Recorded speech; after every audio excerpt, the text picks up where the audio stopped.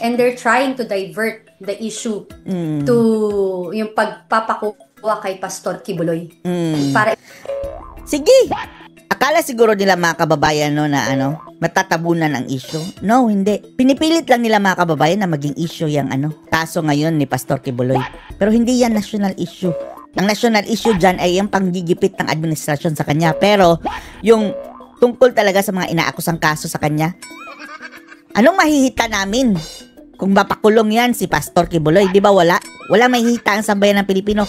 That's why hindi yan national issue. Ang national issue dyan, inang-abuso na naman kayo. Dinamit nyo yung kapangyarihan at yung kababuyan para apihin si Pastor Kibuloy. Pero hindi niya makayang tabunan mga kababayan yung isyong yan, itong flood control. Napakalaki na nito mga kababayan, gusot na ito. Para patsyahan mo ng kaunting masking tape. Padala siya sa Amerika, which is si Babes Romualdez is also a relative of Martin Romualdez. Diba? So, yeah. Nagpapasalamat naman kami na hindi ka sumali dun sa mundong yun at sinalihan mo kaming mga madlang bayan, no? Dahil at least meron talagang isa nagpapatunay sa katotohanan, no? At syempre, lahat naman kami tumitingin sa iyo bilang isang tao na hindi naman kami dapat samahan, pero dahil nga sa iyong pagmamahal sa bayan, talagang you cast your lot with the Filipino people. At maraming salamat dyan, Kathy, no? Sabi ko nga, sorry po. Go ahead, please. Yeah, sabi ko nga, parang ikaw, di ba, we lost a lot of friends, but if they are real friends, alam nila dapat ko. Nawawasak na ba mga kababayan? Bakit nagkakahati mga kababayan itong ka-DDS natin? Di ba, may grupo ni na, ito si Roque, Katibinag, Maharlika, and then, mayroon ding grupo doon mga kababayan, kina Trixie, kina Crizette, at yung mga bagong sibol mga kababayan, sina Teo Moreno, sina Joey, nag-aaway-away na. Nadadivert na tuloy mga kababayan ang usapan. Anong tama sa mali. So, they are not friends, di ba? So, hindi ka dapat matakot kasi una sa lahat, sabi ko. At ang problema pa mga kababayan, inaatake nila si Katibinag. Pati si Harry Roque, inaatake nila. At ang hindi lang natin nagustuhan mga kababayan, pati si Kitty Duterte, inaatake na rin nung ibang DDS vlogger ko, no? Pati si Hanilet mga kababayan, inaatake nila. What the? Diba? Ang tax ng bayan ang nagpapasweldo sa government official. So, if a regular employee or regular na mamamayang Pilipino ay nire-require nilang mag-drug test bago makapasok sa trabaho, dapat sila din na government official ay much more na required na gawin yan. Anong sabi ni Hontivirus mga kababayan? Ay, hindi pwede yung test na yan dahil unconstitutional. Wow! Labag daw sa human rights. Bakit yung mga ordinaryong tao hindi? Wala ba silang rights? Wala ba silang karapatan sa konstitusyon? Anong klaseng pag-iisip yan, virus? So, dapat hindi na nila depensahan. Sabi pa niya kay Robin mga kababayan, mag-aral ka muna. Mabuti pa nga to si Robin mga kababayan dahil siya pa nga ang ninataasan ng kilay, di ba ngayon? Sabi pa nga ilan na, dapat magpa-drug test ka Robin. Sige. Sabi ni Robin, mandatory. Angal naman sila. Wag naman. Unconstitutional iyan. Mag-aral ka muna. Unconstitutional. Kaya nga siya nag-propose ngayon para maging legal. Ay, nako mga animal. Ano yung sinasabi nila na hindi raw makatao yun. Dapat na walang puwersahan. Maling-mali. Kasi kapag mag-a-apply ka ng trabaho, nire-require yan. So, dapat sila rin mismo bilang opisyales ng gobyerno natin ay required para malaman naman natin kung nasa tamang katinuan ng mga opisyales natin. Dapat diba? Hindi lang. Nasa huli ang pagsisisi mga kababayan. Nasa huli. Drug test dapat alcohol test. Diba? Kung pwede nga lang gambling test. Psychological test. Alam mo, matagal na nating hinihingi yan, no? Ang sigaw natin, hair follicle test. Dahil bilang mamamayan naman, may karapatan tayo ayon sa saligang batas na makalap ang impormasyon na nakakaapekto sa ating pang-araw-araw na buhay. At siyempre, kung drug addict naman, kung bangag naman ng isang presidente, paano naman tayo makakakuha ng mga solusyon sa problema ng Pilipinas, no? Kung wala siya sa tamang pag-iisip, no? Problema na tuloy na pagtaas ng presyo ng bilihin, no? Problema sa kakulangan ng trabaho, problema sa kababaan ng sweldo, no? At paano naman tayo magkakaroon ng solusyon sa mga pang-araw-araw na problema gaya ng flood control? Kung palagi na lang Sabi niya, andyan ang mga flood control, na-overwhelm niyang. Tapos mga kababayan, afterwards, umamin.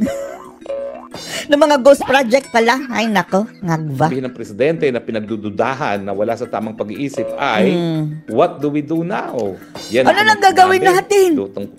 Minsan. Oh, kanina mga kababayan, kahapon pala, nagpa-interview na naman mga kababayan, di ba?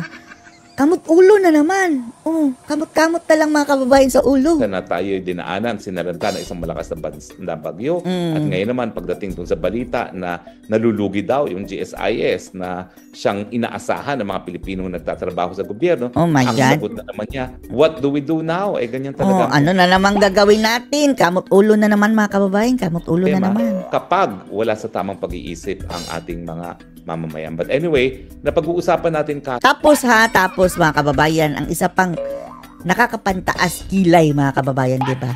Yung asawa ni Paulo Tantoco, andyan pa rin sa Palasyo Malacanang mga kababayan. Sekretary pa rin nila. Alalay nila mga kababayan. Tagapangasiwa dyan sa Malacanang. Umamin na bumabatak mga kababayan. Iba't ibang klase ng alam niyo na, pulveron, Mary Jane, inuman to the max mga kababayan.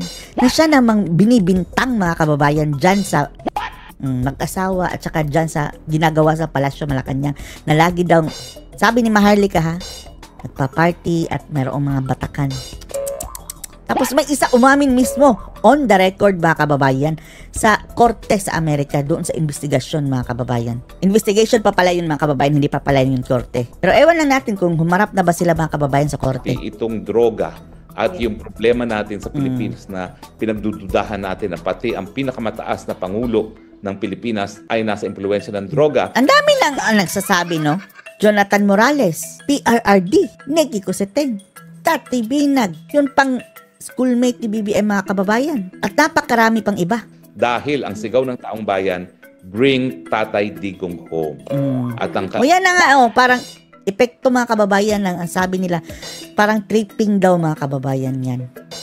Pinagtrippingan si PRRD, pinadala sa ICC. Paratang sa kanya ng mga nagrereklamo sa kanya ay unang-una, itong war on drugs daw ay isang crime against humanity. Na aking sinabi na hindi po pwede maging crime against humanity yan dahil hindi naman tinarget ng ating Tatay Digong ang ordinaryong mga sibilyan. Pinagting lang naman niya ang existing na programa ng gobyerno mga kababayan. Talagang trabaho naman ng gobyerno, tugising yan eh. Illegal yan eh. Nag-focus lang si Tatay Digong mga kababayan na talagang tutukan yan dahil malala na yung problemang iyan. Kung mayroon mang ng abuso mga kababayan, parte na yun sa mga pulis dahil alam nyo, pati yung ibang mga pulis mga kababayan na sinasabing ninja cops, nililigpit nila ang kanilang sariling tauhan. Doon pumapasok mga kababayan. Kaya naman, marami namang napaparusahan ng mga ninja cops. Hindi lang naman yung mga kababayan, mga biktima, hindi lang dahil sa operasyon ng kapulisan, kundi pati na rin napaligpit ng mga ninja cops mga kababayan ang kanilang mga runner. Ang tinarget niya ay mga pinaghihinalaan at mga napatunayan na mga drug pushers na sumisira ng ating taong bayan. I remember when we were in Diwasang Bonifacio and nagsalita po ako doon at naging emotional ako doon. At sinabi ko na siya lang ang presidente na lumaban sa tanang buhay ko for almost 49 years of 49 years ka na pala, Kati Binag. Bakit ang bata mo pa? 49 years old na pala si Kati, mga kababayan, no? Lives. Sabihin natin yung half of it. Crush pa nga siya ni Banat Bay. Si Banat Bay, pasimpleng pumoporma kay Kati Binag mga kababayan, pero parang joke lang naman. Pero half-bent.